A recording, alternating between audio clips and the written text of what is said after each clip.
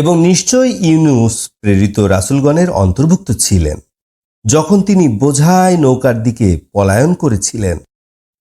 অতঃপর সে লটারির সম্মুখীন হল এবং সে দোষী সাব্যস্ত হল। অতঃপর তাকে বড় একটি মাছে গিলে ফেলল এবং সে ছিল নিজকে ধিক্কার দানকারী।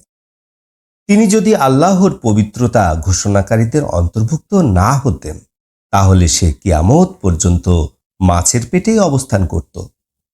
অতঃপর অসুস্থ অবস্থায় আমি তাকে তৃণহীন প্রান্তরে নিক্ষেপ করলাম এবং তার উপরে আমি একটি লাউ গাছ জন্মিয়ে দিলাম।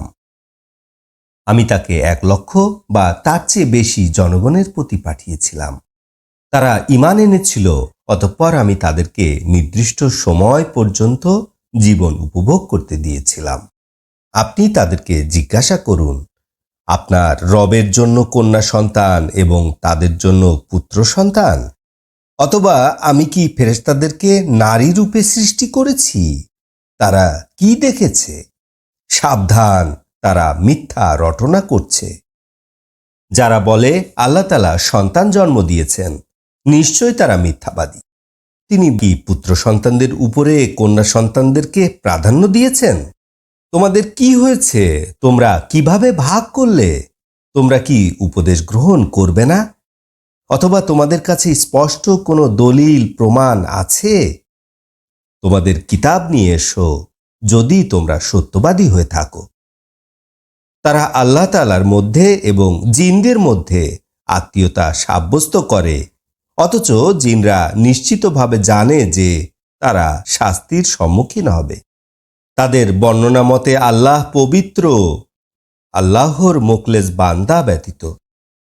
নিশ্চয় তোমরা এবং যাদের তোমরা ইবাদত করো আল্লাহ সম্পর্কে কাউকে বিভ্রান্তিতে ফেলতে পারবে না, জ্বলন্ত আগুনে প্রবেশকারীরা ব্যতীত।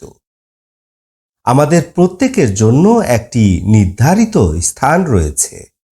নিশ্চয়ই আমরা সারিবদ্ধভাবে দণ্ডায়মান এবং নিশ্চয়ই আমরা আল্লাহর পবিত্রতা ঘোষণাকারী। এবং নিশ্চয় তারা বলতেছিল, যদি আমাদের কাছে পূর্ববর্তীদের কিতাবের মতো কোনো কিতাব থাকত, তাহলে অবশ্যই আমরা আল্লাহর একনিষ্ঠ বান্দায় রূপান্তরিত হতাম। অতঃপর তারা কুরআনকে অস্বীকার করল। অতি শীঘ্রই তারা জানতে পারবে। আমার প্রেরিত বান্দাদের বিষয় আমার আদেশ ইতিপূর্বেই নির্ধারিত হয়ে আছে। নিশ্চয় তারা যাদের জন্য সাহায্য বরাদ্দ রয়েছে এবং নিশ্চয় আমার বাহিনীই হবে জয়যুক্ত। অতএব কিছু কালের জন্য আপনি তাদের থেকে ফিরে থাকুন।